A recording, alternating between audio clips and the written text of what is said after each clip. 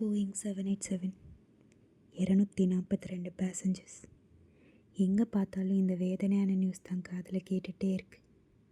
கிட்ட இருந்து பார்க்கல, காது கொடுத்து கேட்கல. ஆனால் ஒட்டுமொத்த இந்தியாவும் இறந்தவங்களுக்காக அஞ்சலி செலுத்திட்டுருக்கோம். மொத்தம் 274 டெத்.